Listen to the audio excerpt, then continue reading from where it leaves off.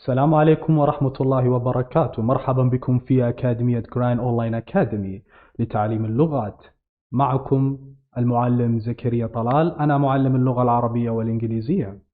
كسو دوادا أكاديمية جراين أونلاين أكاديمي وحا عشر كمان تيدي ديجا معلم زكريا طلال. عشر كينو وحو كساب سنية هاي شوبينغ أما سوق جينتا. التسوق يعتبر من أهم أنشطة البشرية على كافة العصور، وهو نشاط يتشارك به معظم سكان المجتمع، لذلك من المهم جدا معرفة تفاصيله ومفرداته وأيضا الطرق للتعامل مع هذه التجربة. لنبدأ درسنا على بركة الله. سوف نأخذ مثالا في التسوق، وهو التسوق في داخل المركز التجاري. maanta casharkeenu wuxuu ku saabsan yahay saa ka adeegsan karno supermarket ama بوشري ama carwo weyn.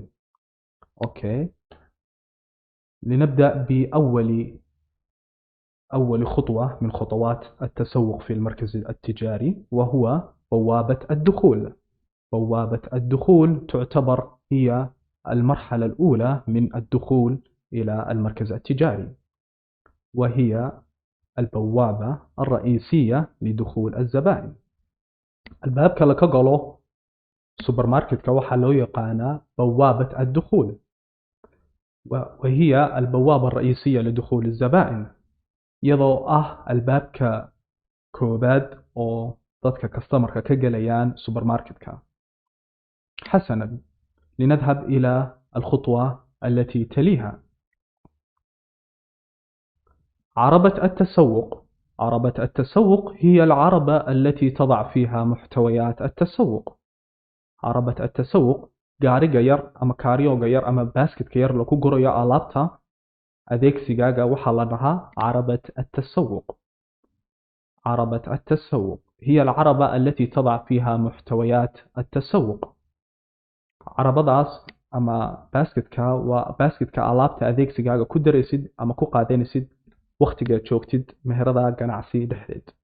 حسنا، لنذهب إلى الخطوة التالية. رجل المبيعات. رجل المبيعات هو العامل المسؤول بالبحث عن المنتجات التي تريدها. رجل المبيعات ونك شقالها ميشة جوغا وكا عاونيا alaabta هذا إنه هشيد سيرو فضود يا إنه هشيد قيمة هذا. نكاس أما شقالها صوحة لدها رجل المبيعات. رجل المبيعات wuxuu noqon karaa nin, wuxuu noqon karaa gabadh, laakiin waxaa loo yeedhayaa rajul almabiicaat aw imra'at almabiicaat ada tahay gabadh. marka waa shaqaalaha meesha jooga oo muhiimadiisa tahay inuu customerka soo dhaweeyo oo ka caawiyo alaabtooda inay si yaro fudud u helaan. xasanan, khudwadda labaad marka ku xigta adeegsiga ka dhex sameynaysid supermarketka waxaa ku xigaysa ina baafisid sectionada gaarka ka kooban yahay meheradaas ka kooban tahay. sectionka koobaad ama ka ku muhiimsan ama ka ku weyn waxaa la dhahaa قسم المنتجات الغذائية. قسم المنتجات الغذائية. والsection ka ama qaybta u gaarka alaabooyinka cuntada lagu iibiyo. waa qaybta u gaarka alaabooyinka cuntada lagu iibiyo. hadday noqoto cunto adag ama hadday noqoto cunto dareera ama hadday noqoto cunto khudaar fawaakih hilib. section kaasoo dhan ama qaybtaasoo dhan waxaa loo sheegaa ama loo magacaabaa قسم المنتجات الغذائية. sharaxaadeeda carabiga marka doonayno inaan sharaxno waxaa noqonaysa هي المساحة الخاصة ببيع المنتجات الغذائية. هي المساحة الخاصة ببيع المنتجات الغذائية. مثلا عندما تريد أن تسأل رجل المبيعات أريد أن أشتري بعض الخضروات، فسوف يرد عليك هذا العامل ويقول لك إن الخضروات تقع في قسم المنتجات الغذائية. ninkaa shaqaalaha meesha waxaa doonaysa inay weydiisid qaybta khudaarta xagee ku taala ama waxaa doonaya inay iibsado kiilo basal ah, wuxuu kuu tilmaamayaa waxay ku dhex taalaa qism almuntajaat alghidaa'iya ama qeybta lagu dhex iibiyo alaabooyinka cuntada ku saabsan. حسنا لننتقل إلى المثال التالي. cuntadaadii soo iibsatay ama wixii doonaysay qism المنتجات الغذائية dhexdeeda oo ka heshay oo soo qaadatay. الآن سوف تذهب إلى المرحلة التالية ألا وهي المحاسب ama qofka kaasheerka loo yaqaano ama qofka jooga counterka oo kula xisaabtamaya alaabtaada qiimaheeda iyo cabirkeeda iyo miisaankeeda kuu sheegaya. المحاسب هو العامل المسؤول عن حساب قيمة مشترياتك. المحاسب هو العامل المسؤول. محاسبك وحو يهي شقالها كمسؤولك عن حساب قيمة مشترياتك. حسابينتا قيمها ألابت هذا كفريضو أو رسيدك كسيني ويان. حسنا مركا أرنكا دميسيد أما ألابت هذه يبستي وجيسيد كاشيركا oo kaasheerkana ku siinayo فاتورada waxa la dhahayaa marxalada ka dambaysa السعر الإجمالي. السعر الإجمالي. السعر الإجمالي هو مجموع قيمة مشترياتك. السعر الإجمالي هو مجموع قيمة مشترياتك. سعر كجود أما توتال كجود alaabta hada iibsatay ayaa la dhahaa السعر الإجمالي. marka waraaq baa la ku siinaya. waraaqda waxa ka kooban tahay alaabta iibsatay nooceeda iyo cabirkeeda iyo qiimaheeda oo isku geen waxa la ku dhahayaa السعر الإجمالي.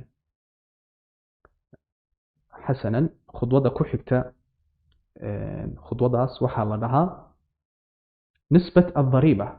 hadaba السعر الإجمالي mar walba waxa ku xusnaadaya ama waxa ka daba xigaya mar walba waxa la dhaho نسبة الضريبة. نسبة الضريبة.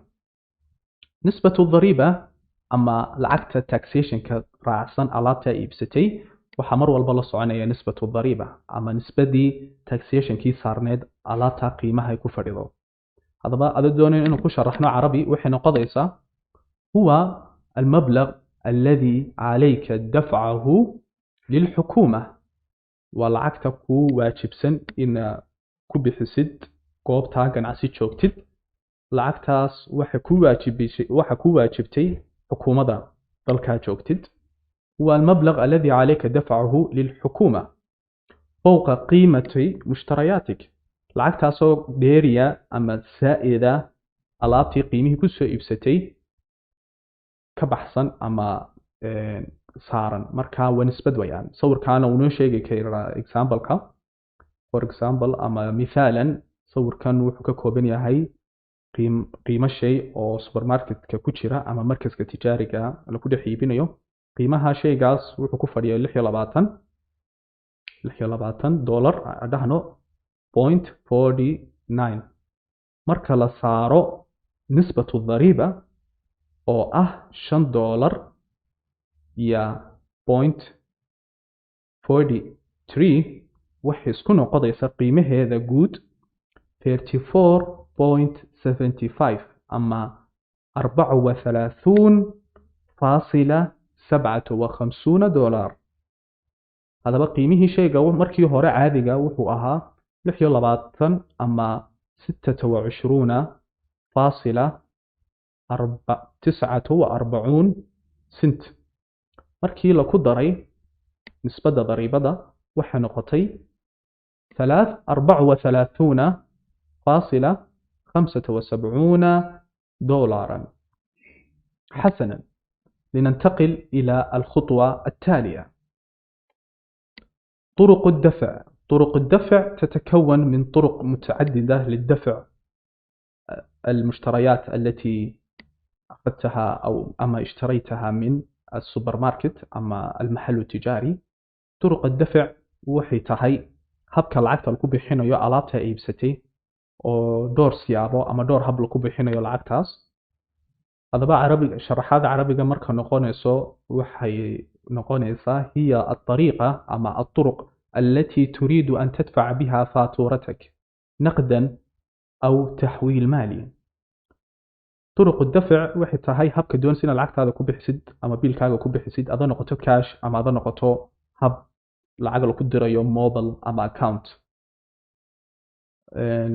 مثلا تذهب إلى الكاشير أما تذهب إلى المحاسب ويقول لك يا سيدي هل تريد أن تدفع نقدا أم تحويلا ماليا أم عبر بطاقة الائتمان. محاسبkii baa ku weydiinaya macmiil ma lacagtaada waxaad doonaysa inuu ku bixisid cash ama waxaad doonaysa inuu ku bixisid bank account ama waxaad doonaysa inuu ku bixisid credit card ama habka loo yaqaano master cardka. شكرا لكم.